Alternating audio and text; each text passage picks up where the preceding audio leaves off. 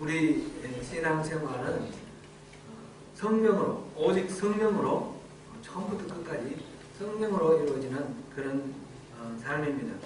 그래야지 우리가 참된 신앙이 가능합니다. 오직 믿음으로, 오직 은혜로, 오직 성령으로. 다음 달에는 오직 성경으로 이렇게 할 텐데, 지금 성령입니다. 성령. 여러분, 저를 포함해서 우리 모두가 영성 깊은 사람이 되기를 원합니다. 영성이 깊다는 것은 어떠한 신비한 능력을 가져서 공중으로 막 부양을 한다든지, 아니면 눈을 이렇게 들여다보면 그 사람의 과거가 보이고 미래가 보이고 이런 이상한 것들을 의미하는 것이 아닙니다. 그런 게 아닙니다. 영성이 깊다는 말은 성령으로 충만하다는 말이고요. 그 사람 안에 계신 성령으로 인하여 능력 있는 믿음의 삶을 살 수 있게 된다. 그런 뜻입니다. 그래서 능력 있는 믿음은 다른 게 아니라 인격체이신 하나님께 전적으로 신뢰하고 우리 삶을 맡기는 것이니까, 영성 있는 삶, 영성이 깊은 삶이라는 것은 삶의 여러 가지 국면에서 하나님의 능력이 나타나는 것입니다.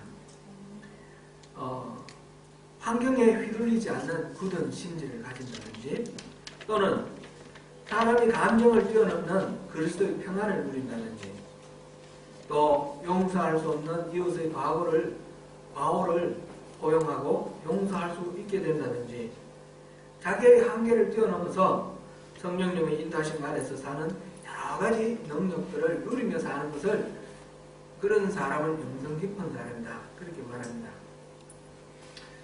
여러분, 또 우리 모두 다 영성 깊은 삶을 살고 싶지 않으십니까?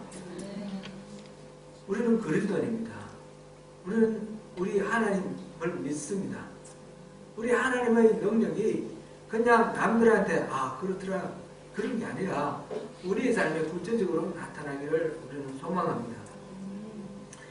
교회에서 여러 가지 일을 합니다. 예배도 하고 전도도 하고 교제도 하고 여러 가지 일을 하지만, 또 교회에서 영성훈련, 우리 모두가 영성 깊은 그리스도인이 되도록 훈련하는 일도 중요한 교회의 일입니다. 에베소서에서 바울 사도는 목사의 사명을 성도를 온전케 하여서 봉사의 일을 하게 하며 주님의 몸된 교회를 일으켜 세우는 그 일을 감당하게 하려고 한다고 말씀하셨습니다. 에베소서 4장 11절에서 12절 말씀 우리 한번 읽어보겠습니다. 시작. 그가 어떤 사람은 사도로, 어떤 사람은 선지자로, 어떤 사람은 공부자로, 어떤 사람은 목사로, 이는 성도를 전하여 사자에 그리스도의 몸을 세우려 하십니다. 성도를 온전케 하는 일이 목사의 사명입니다. 저를 포함해서 성도 여러분 모두가, 우리 모두가 영성 깊은 사람, 온전한 사람으로 될 수 있도록 그렇게 최선을 다해서 여러분들을 섬기겠습니다. 함께 그 훈련을 꾸준히 받아가시고 함께 그 목표에 도달해 가시기를 제안합니다. 오늘은 우리의 영성이 깊어지기 위해서 우리가 어떻게 해야 할지 한번 말씀을 통해서 살펴보겠습니다. 영성이 깊어진다는 것은 성령 충만한 거라고 했습니다. 성령님의 능력이 나타나는 거라 했습니다. 그러니까 제일 먼저 필요한 것은 성령을 우리 안에 모시는 것입니다. 성령은 어떻게 우리 안에 모실 수 있습니까?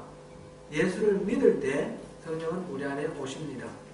성경에서는 예수를 믿으면 우리가 구원받는다고 했습니다. 요한복음 1장 12절입니다. 같이 읽겠습니다. 영접하는 자, 곧 그 이름을 받게 하나님의 자녀가 권세를 주셨으니. 갈라디아서 3장 26절에도 같은 내용이 있습니다.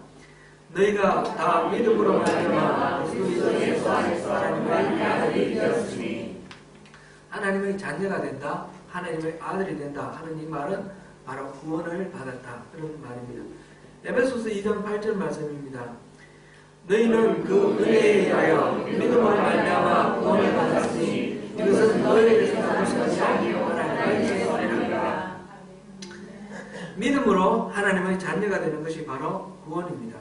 십자가에서 이루어진 일이 무엇인지 우리가 살펴보았을 때 죄로 인하여 깨어졌던 하나님과 우리 사이의 그 관계가 회복되는 것이 바로 구원이라 그렇게 우리가 보았습니다. 그런데 바로 이때 하나님과 우리의 관계가 회복될 때 우리가 죄를 용서받고 하나님 자녀로 이렇게 새롭게 지원받을 때 그 순간에 성령님께서 우리 안에 들어오십니다. 고린도전서 12장 13절 말씀입니다.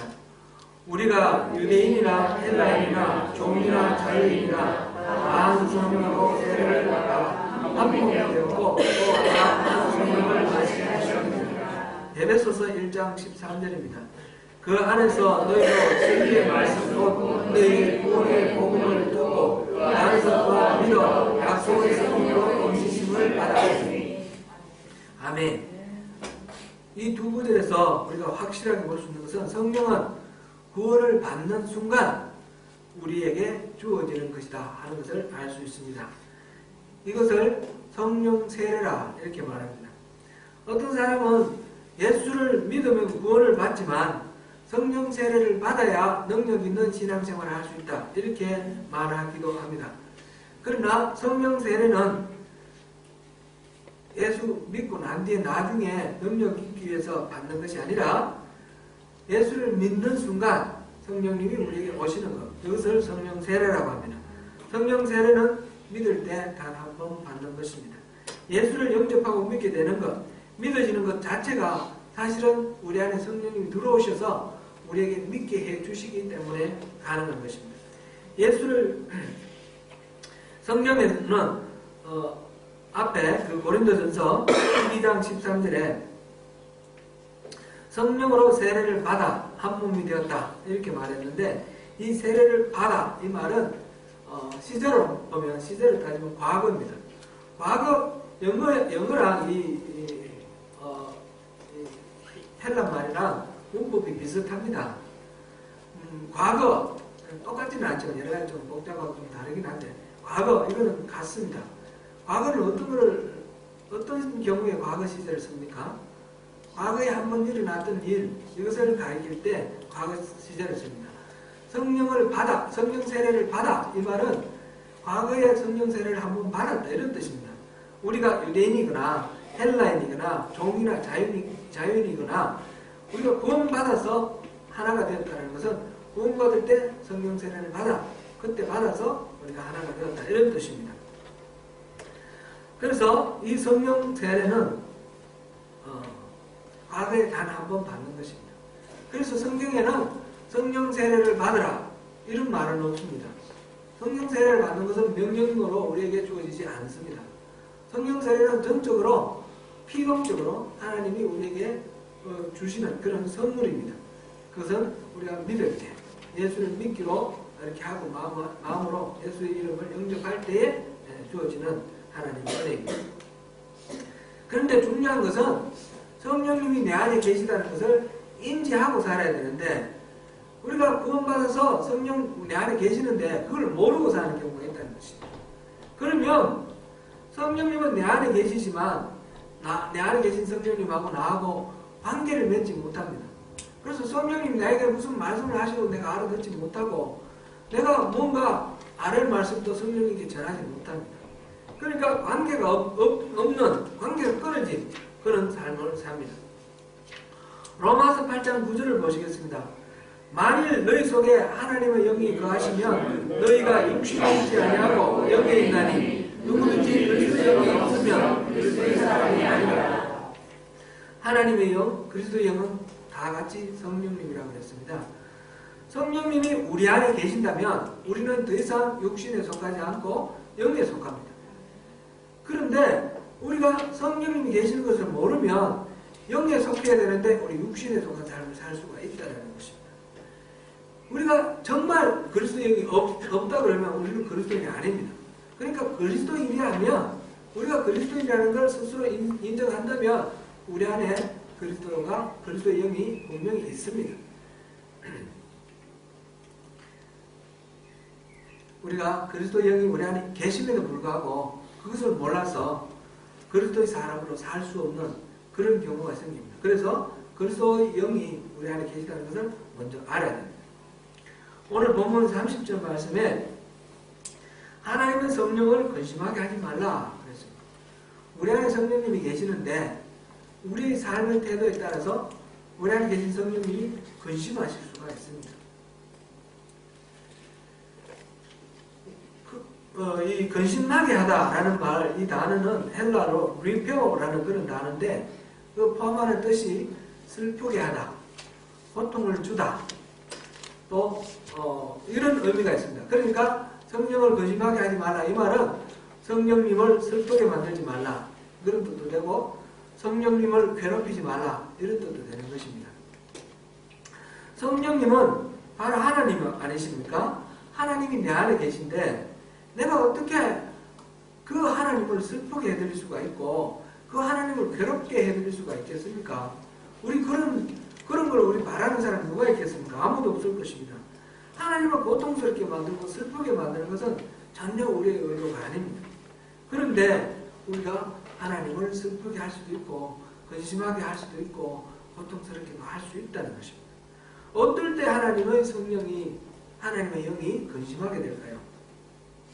어떨 때 하나님 성령을 괴롭히는 그런 결과가 될까요? 첫째는 성령을 우리가 거스를 때입니다. 성령을 거스르면 성령님은 힘들어하시고 괴로워하시고 슬퍼하십니다. 갈라디아서 5장 16절에서 17절 말씀입니다. 같이 읽습니다. 내가 이르노니 너희는 성령을 따라하라. 그래야면 육체의 욕심을 이루지 아니하리라. 육체의 소욕은 성령을 거스르고 성령은 육체를 거스르고 이 둘이 서로 대적하고 너희가 원하는 것을 하지 못하리라.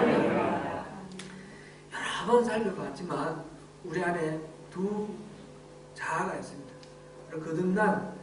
성령으로 거듭난 새로운 자아가 있고 옛사람의 본성을 가진 그 죄의 본성을 가진 옛사람의 자아가 있습니다.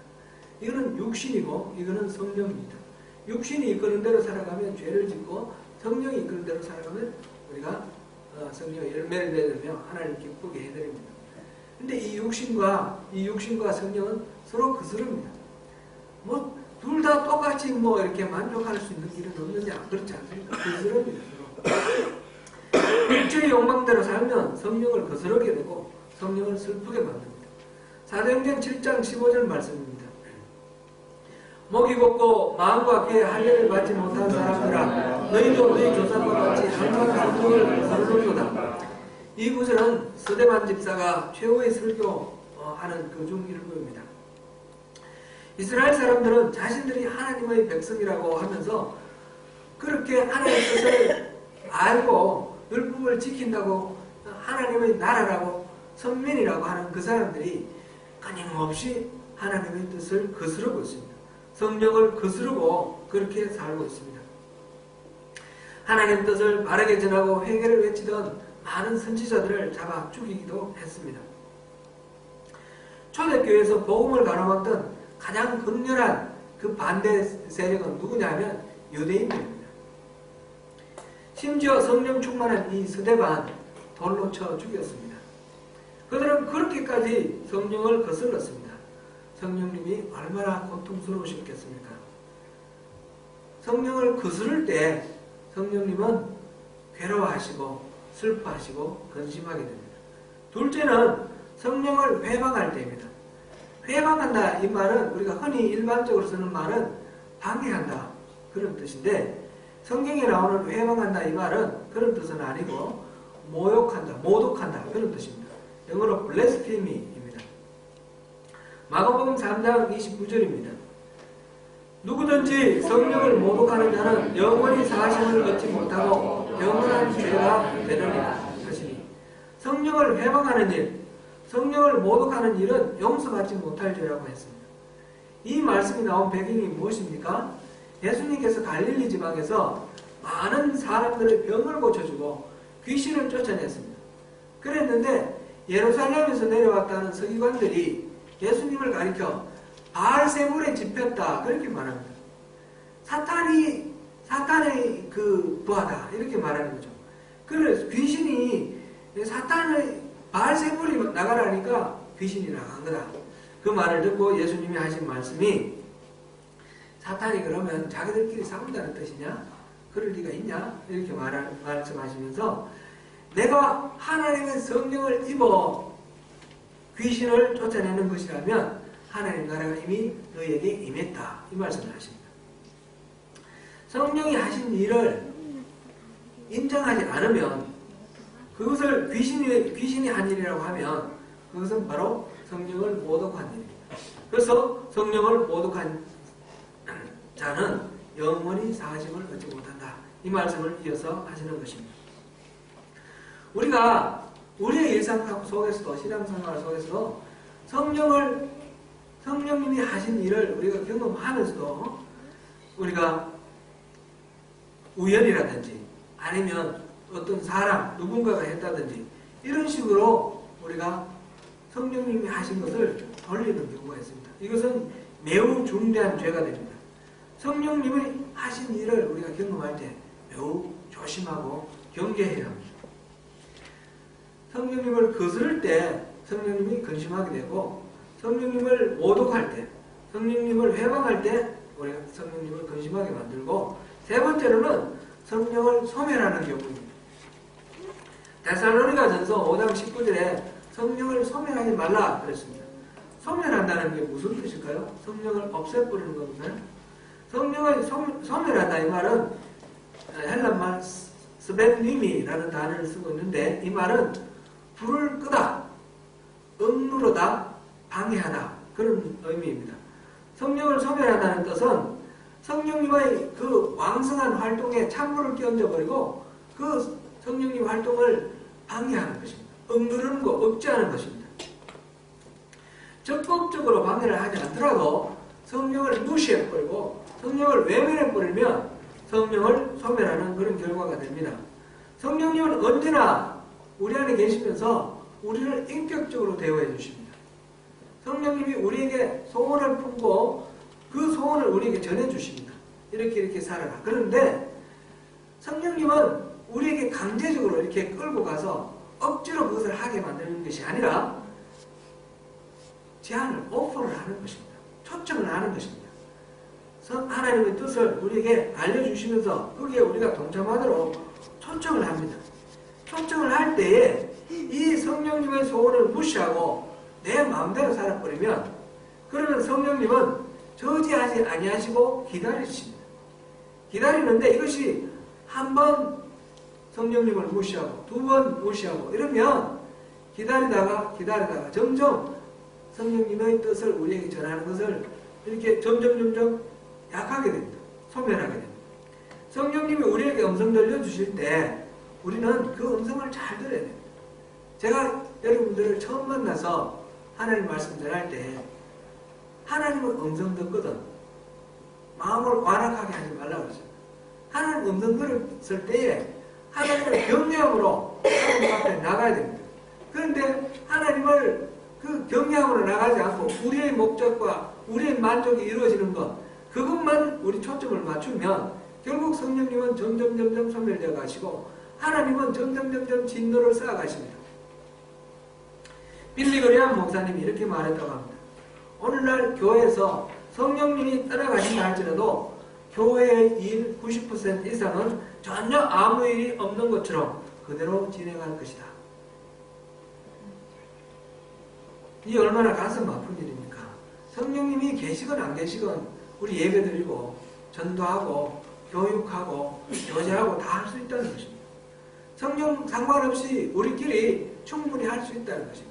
그러나 그것이 하나님하고는 무슨 상관이 있습니까? 아무런 상관이 없습니다. 성령님이 없이 설교를 하고 전도를 하고 성령님이 계시든 안 계시든 상관없이 이루어진다면 그런 것들은 진짜 신앙이 아닙니다. 가짜 신앙입니다. 하나님과 아무런 관련이 없고 주님이 우리에게 주시고자 하시는 복은 우리가 전혀 누릴 수가 없습니다. 성령님을 거슬러도 안 되고 성령님을 회방해도 안 되고 또 성령님을 이렇게 소멸해도 안 됩니다. 네 번째로는 우리가 짓는 다양한 죄들 때문에 성령님을 근심하게 만듭니다. 여기에는 윤리적인 죄들, 또 관계적인 죄들, 불순종의 죄 이런 것들이 포함됩니다. 오늘 본문을 보니까 거짓을 버리라, 이웃과 더불어 참된 것을 말하라, 분을 내어도 죄를 짓지 말라, 해가 지도록 분을 품지 말라, 도둑질하는 자는 다시 도둑질하지 말라, 가난한 자에게 구제할 수 있도록 자기 손으로 수고하고 선을 행하라, 그렇게 말했습니다. 그리고 무릇 더러운 말은 입에도 내지 말라, 덕을 세우는 데 소용되는 선한 말을 해서 서로에게 은혜를 끼치라. 너희는 모든 악독과 노함과 분냄과 떠드는 것과 비방하는 것을 모든 악의와 함께 버리라. 서로 친절하게 하며 불쌍히 여기며 서로 용서하기를 하나님이 우리를 용서하신 것처럼 그렇게 하라. 여기에 다 나열되어 있지는 않지만 이제 로마서 1장 29절부터 이렇게 보면 죄들이 쭉 나열되어 있습니다. 윤리적인 죄들, 살인, 도적질, 간음, 우상숭배, 수많은 죄들이 여기 나열되어 있습니다. 그리고 관계적인 죄, 상대를 용서하지 않는 것, 뒤에서 욕하는 것, 판단하는 것, 상대방에게 서운한 마음을 품는 것, 여기서 비방하는 것, 분냄, 떠도는 것, 여러 가지 이런 것들, 사람과 사람 사이의 관계 속에서 하나님이 우리에게 원하시는 내 이웃을 내 몸과 같이 사랑하라는 그 사랑의 관계 속에 섬겨야 할 이웃을 섬기지 못할 때, 그럴 때에 성령님이 근심하게 되시고 성령님은 슬퍼하시고 성령님은 괴로워하신다는 것입니다. 또 불순종도 그렇습니다. 이 거스르는 것도 그렇고 회방하는 것도 그렇고 다 불순종하고 관계되죠. 이런 것들이 구체적으로 삶 속에 행동으로 나타나는 것, 이것이 하나님을 근심케 하는 그런 중요한 죄입니다. 성령을 근심하게 하지 않는 삶이 바로 성령 충만한 삶입니다. 우리는 새로운 피조물이 되었습니다.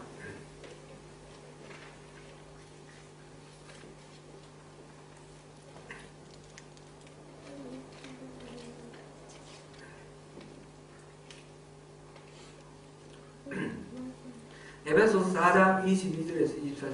갑자기 페이지가 확 넘어가면서 제가 찾느라고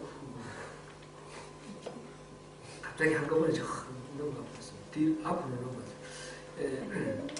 에베소서 4장 22절부터 24절까지 한번 보겠습니다. 바로 오늘 본문 바로 위입니다. 시작. 너희는 육의 욕심을 따라 쏟아져가는 구속을 따르는 이 세상을 벗어버리고 오직 너희 스스로의 속에 되어 하나님을 따라 의와 진리의 거룩함으로 지식을 받는 세상을 이끌어라. 성령 충만할 때 심령이 새로워집니다. 성령 충만은 한 번으로 끝나는 것이 아니라 계속해서 매일매일 순간순간 계속됩니다. 에베소서 5장 18절에 하지 말라 이는 방탕한 것이니 오직 성령으로 충만함을 입으라 그렇게 말씀 주셨습니다.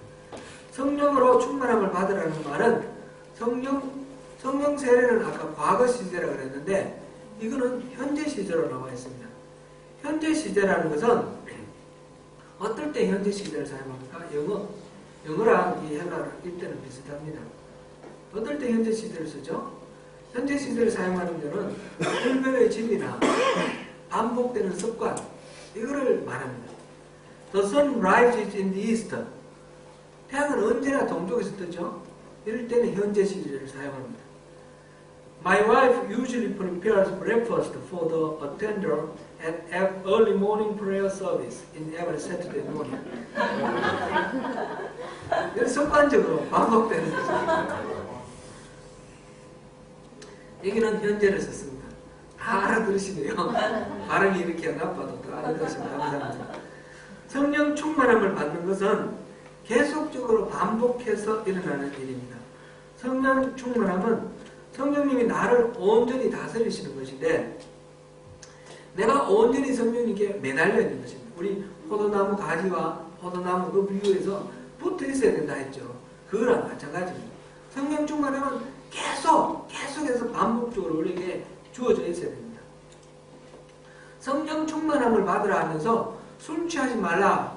그 말 뒤에 성령 충만함을 받으라 이렇게 나왔는데, 이제 대조법, 대구법을 이렇게 뭔가 말을 할 때는 이게 속성이 비슷한 게 있습니다. 그 내용은 반대가 되는데 속성이 비슷한 거 이럴 때 대조법 이렇게 사용합니다. 술을 마시는 것하고 성령 충만한 것에 속성이 비슷한 것이 있습니다. 술 취하면 어떤 속성이, 어떤 특징이 나타납니까? 술을 많이 먹으면, 여러분들 안 먹어봐서 잘 모르시죠? 술을 취하면 정신이 몽롱해지고 손과 발 모든 것들이 내 마음대로 움직여지지 않습니다. 갑자기 이 도로가 갑자기 탁 올라와서 이마를 치기도 하고요.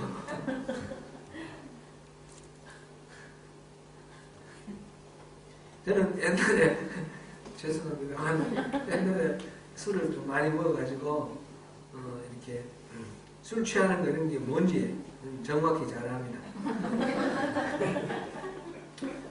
술을 취하면 알딸딸하게 조금 취해 나갈 때 처음 초반기에 너무너무 기분이 좋습니다. 행복합니다.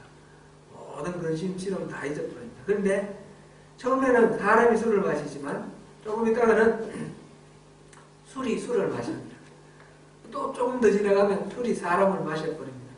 그러면 술이 이 중추신경을 마비시켜버려서 자기 판단력, 행동 통제 능력 이런 것들을 다 잃어버리게 됩니다.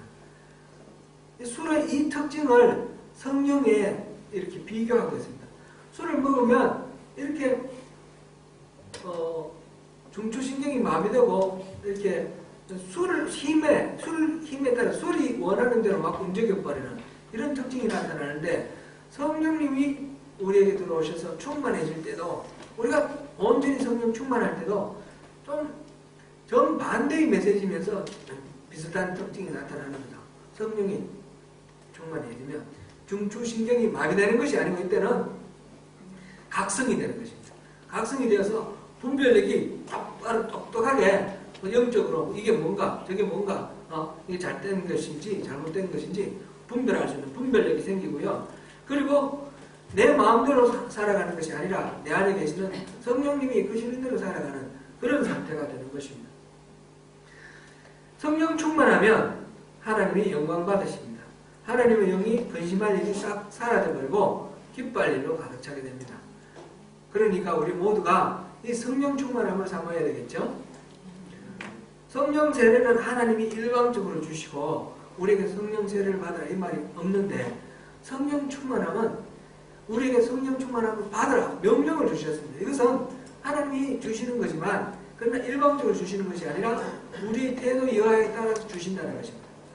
우리가 받으려고 해야지 주신다는 그런 의미입니다.